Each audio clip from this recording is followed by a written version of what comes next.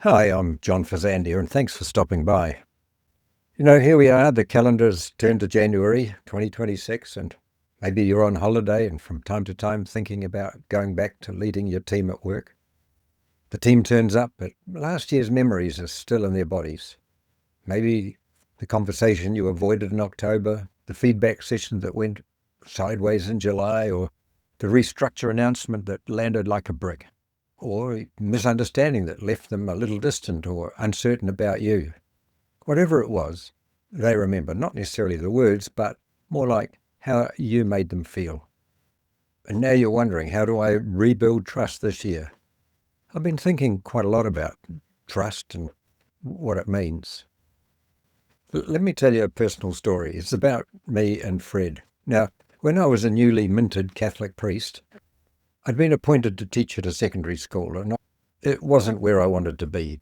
My personality doesn't fit well in rigid institutions. After 5 years, my body was screaming to get me out. Stress-related medical events, hospital for a week without being able to move. So I went to see Fred. Now, Fred was the provincial superior, basically the managing director. I was nervous, but Fred said kindly, well, you can tell me anything. So I did. I told him I no longer wanted to teach. Now, in that instant, his whole body changed. He sat upright, glared at me, looked at me like I'd just farted in front of the Queen. And in that moment, I lost the last grain of trust I had in him. I couldn't tell him anything. He didn't hear my distress. He was critical, aloof, distant. He couldn't enter into my experience. And the lesson I learned from that, trust breaks down the moment you stop allowing yourself to experience what the other person is experiencing. I felt I couldn't say anything to Fred that he would understand. He just didn't get me. Now, here's what most managers think trust building looks like.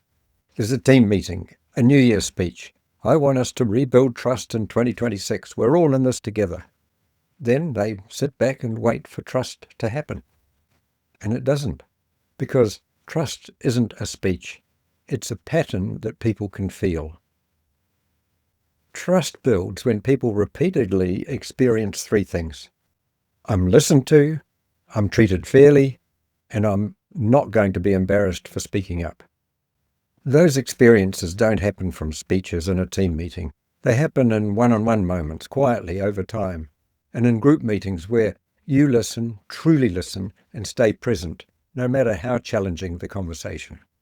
Here's where a lot of people go wrong. You're under all kinds of pressure, so you want to rebuild trust quickly. Get everyone in the room, clear the air, move on.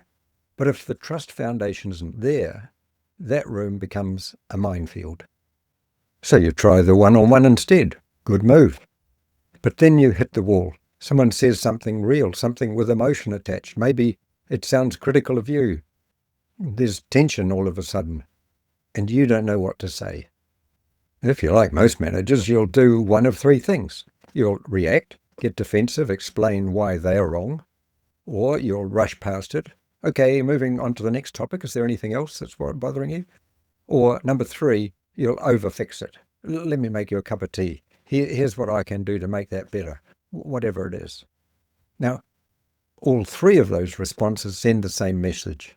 That your feelings make me uncomfortable. I can't handle this. Trust dies right there. Now, here's why the tough, conflict-free leadership way is better. It's simpler and harder. Stay calm and present no matter how strong their feelings are.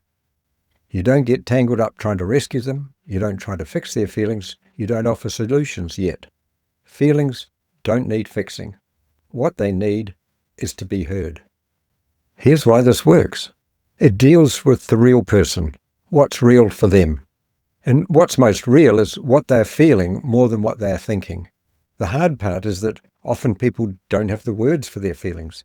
Their feelings come out sideways or in a confused mass of tangled barbed wire. That's because most people don't have emotional literacy. Both you and them are struggling to manage what you're feeling. This is what creates conflict and tension between people. Life is complex. These things aren't easily fixed. But here's the thing. Complexity responds beautifully to genuine listening. When you stay calm and listen without fixing, you show them, I can handle you, all of you, even the hard parts. Now, if Fred had been able to do that with me, we could have reached a much better understanding, rather than both of us feeling hurt by the other. And that's when trust starts to rebuild. But learning that is a challenge. And the good news is that you can learn it. And that's what you get a chance to focus on in the Conflict-Free Leadership Program. It is learnable, and it takes time. Roger, a participant in the CFL program, was the manager of a small team. One of his direct reports, Sarah, came to him upset. A project had fallen apart, and she felt like the team didn't respect her input. Now, the old Roger would have said, don't worry about it. You're doing great. Let's just focus on the next one. Don't worry about what other people think of you. It's none of their business. But in the program, Roger had learned to sit with discomfort. So he said, you're upset. You feel like they didn't listen to you. Sarah paused. Yeah, that's exactly it. Roger nodded. Didn't fix, didn't explain, just sat there. And Sarah took a breath, and I think I need to be clearer about what I need from them up front, she'd said. Roger didn't solve a problem. He created the space for her to solve it herself. And 2 weeks later, Sarah told him that conversation was the first time that she had really been heard, truly been heard, by a manager. And another participant, David, had a team member, James, who had been quiet for months, withdrawn and doing the bare minimum. David kept putting the conversation off. Too awkward, too risky. I gave him coaching about it in the weekly CFL session. Finally, he pulled James aside. You seem off, he said. What's going on? James hesitated, then, honestly, I don't think you trust me to make decisions, he said. Now, old David would have got defensive. Of course I trust you. But David stayed calm. So you feel like I don't trust you, he said, without any criticism, without any sense of judgment. And James nodded. David didn't argue, didn't justify, he just listened. Then he asked, what would it look like if I did trust you? James lit up. He had ideas, specific things David could do differently. That conversation shifted their entire working relationship. Now, you can try and figure this out for yourself, but here's the truth. You probably haven't had much training in this. Most people learned how to deal with emotions from their families, the way you interacted with your siblings, your parents, your teachers. That's where you learned things. Now, if you got lucky, maybe you did learn to manage these kind of tense moments, but probably you didn't. Because when someone gets upset, you'll have a reaction too. Your body will tense. Your brain will want to fix, flee, or fight. And unless you've learned to manage your own reactions first, you'll mess it up. You'll rush, you'll fix, you'll defend. And trust will slip away again. So, yes, you can read about this on the internet and in books, but applying it is a lot more tricky.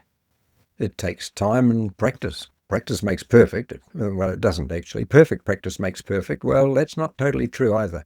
But if you have a coach and a group supporting you, then when you do practice, you can get feedback and you can learn. I had this kind of learning in mind when I first established the Conflict-Free Leadership Program. The fact that you get weekly coaching, practice, reflection, follow-up coaching, and you learn from others in the group so that you're not alone. I love this saying that Chris Voss, FBI negotiator, uses for his business. He says, if you want to go fast, go alone. If you want to go far, go with others. And so the power of working in the group will really cement a lot of this learning for you. You learn to notice your own reactions, to stay calm when there's tension and conflict, to hold space for their feelings without getting tangled up in them, whether that's one-on-one or in a group meeting. You don't do it alone. You practice with other managers. You bring real situations, you get feedback, and you build your muscle memory to handle these moments differently going into the future. If you want to rebuild trust in 2026 or build on the trust that you've already got, you need more than just good intentions. You need a better pattern. Now, if you want to explore this, book a game plan call. Let's talk about what it could look like for you.